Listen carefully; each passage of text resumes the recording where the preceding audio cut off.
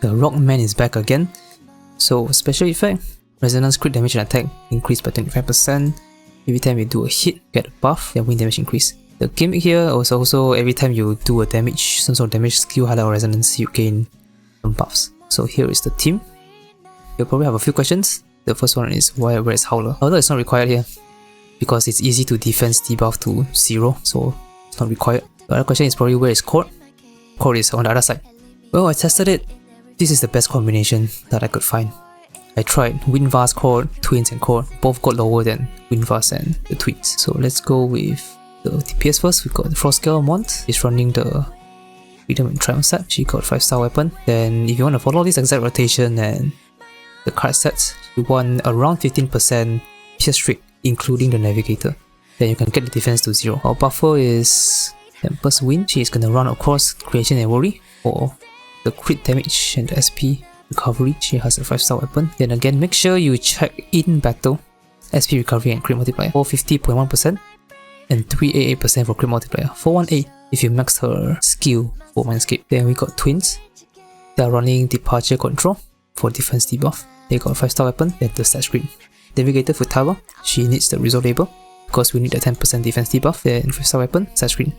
For Dagger, I'm running Ex Machina. Then make sure we put the Wind Persona in front. Then we have Vishnu. We only need a signature skill. Then Yanosik. We need Rebellion for the crit rate buff. Then Dionysus for Revolution for crit rate. For turn order, ideally you want Twins to be number 1, then 2, 3, 4. These two swapping should be fine. But ideally Twins number 1, especially if it's A0 because of the skill 3 skill amplification. Okay, Twins, you do a Fire Ice skill. Or Signing skill doesn't really matter honestly. But yeah, then we do skill 3. Got Wind. This will consume all the SP and buff. Then we Vishnu. We debuff. Then Mon skill 3.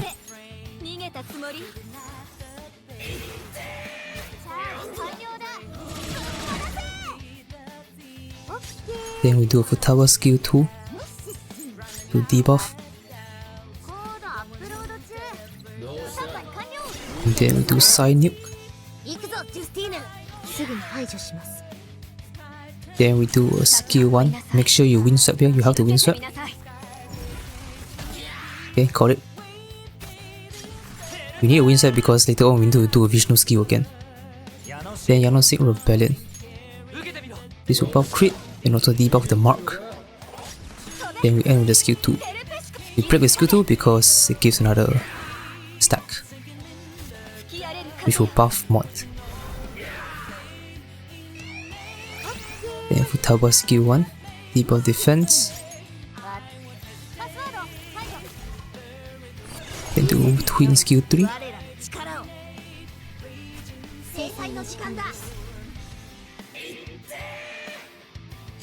And then you can do either Wind or Twins highlight. I tested it, they're about the same, so I don't think it matters much. I'm just gonna do a Wind highlight because it's, you know, Wind is new. I want to showcase a new character, right? So buff attack, buff crit damage. Then we do a skill 3 again.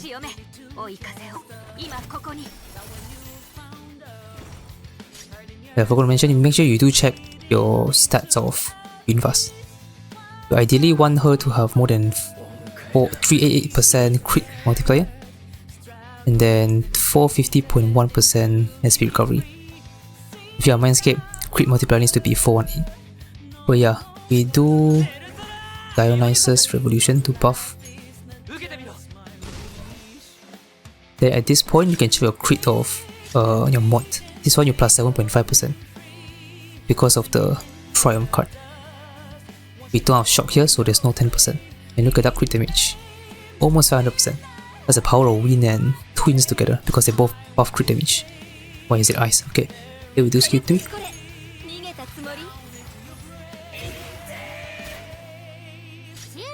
Then Futaba skill 3, final turn.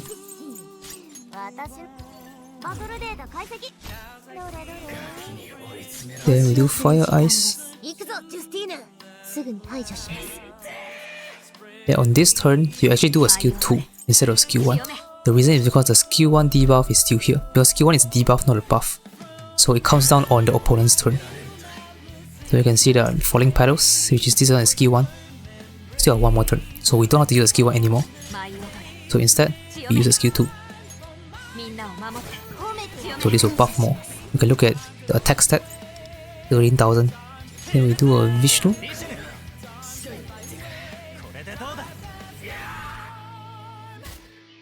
Then do a Mont highlight.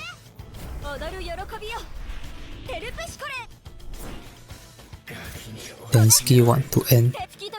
For the final big damage, 1.3 million. 2.4 million, that's insane damage. 148.9, decent. That's a bit lower than my highest. Most likely due to damage variance.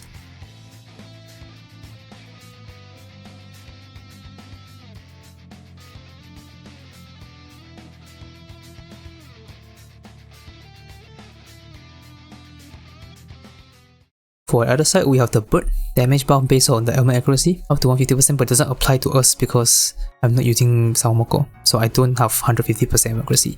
I'll explain a bit later. Sweeper allies increase, side damage increase. For the gimmick, basically just do damage and you get some damage buff, you get some pierce rate. Yeah, 10% pierce rate, which is nice. Here's the team. So I am not running Saomoko because usually for DoD, you don't need a sustain, you don't really need a debuffer. Running a double support, double buffer team is just stronger. And like I said on the first part, I'm running Code here because this is the best combination of the total points that I can get. Unfortunately, I don't have Phoebe. I think Phoebe should be better here. Hopefully we get her soon, next update maybe. But anyways, let's go through Haru. He's running the Wisdom and Pleasure set. She has 5-star weapon, set screen. Then for Leon, he is running Trust and Prosperity, 5-star weapon, set screen. Then our buffer is Court. He is running Creation Reconciliation, 5-star weapon, stat screen. And then we have Wind as a navigator. He is running Integrity Label, 5-star weapon, stat screen. For Dagger, obviously Star Compass. No debate required. Then Persona, the first one we have Komkuten. For Rebellion and Revolution. Then Sword for Marakunda, defense debuff. Then we have Shiva for the crit rate and defense debuff for the final turn. Then for turn order, 1, 2, 3, 4. These two swapping should be fine, but just make sure that you use a highlight before Leon's Q2 on the first break turn. First turn, you card with Wonder. Then you skill 2 with Leon. And then you skill 1 with Ord. You can skill 2 here also if you struggle to, or didn't even shock. If you struggle to kill in time, to break in time. Then we use a gun.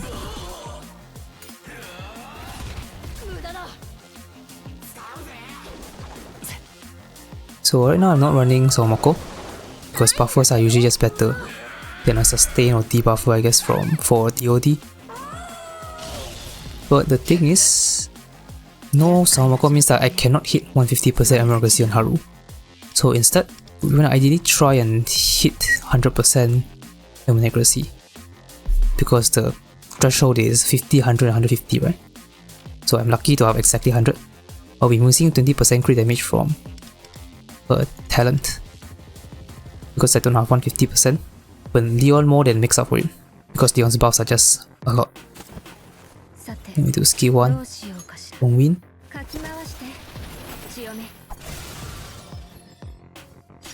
Then Marakunda. Sword highlight. Do debuff. Then we do a skill 2 again.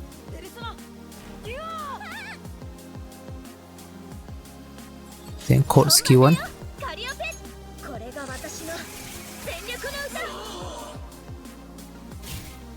And then we cover Haru. So we are breaking next turn.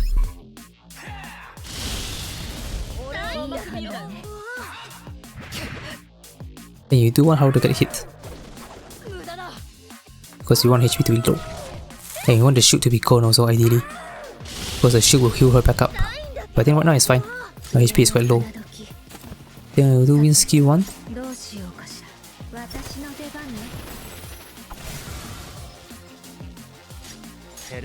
Then we do Rebellion.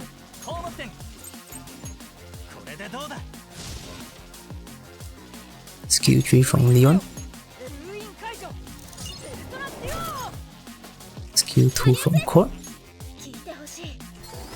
And then we break with Haru's skill 1.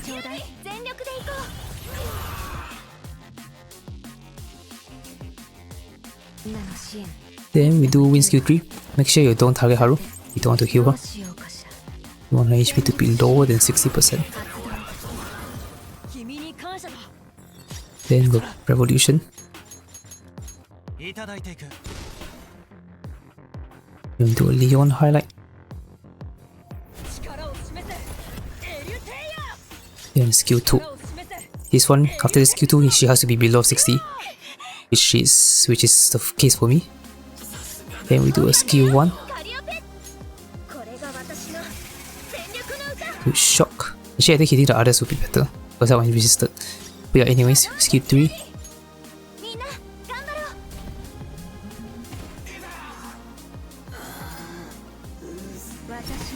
If only this was a bit earlier, but it's fine.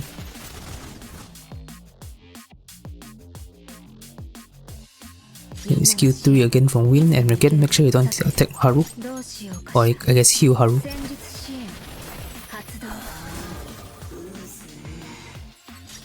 And then we do Shiva.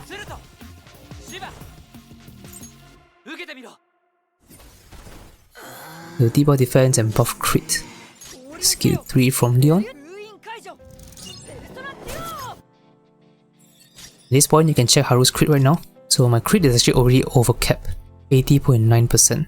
Because you have 15% from 14.6% from this, and then you have 12% from Shiva's passive. This one. So 26.6% you plus this crit rate. So mine is already overcap by 7%, unfortunately. You ideally don't want to overcap too much. My rotation is not too optimized this time around.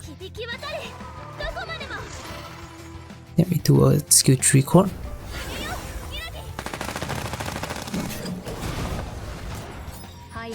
Then we do a Haru highlight.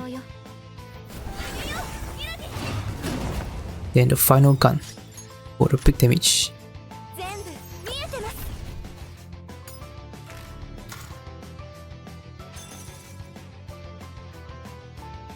About 60.6 million.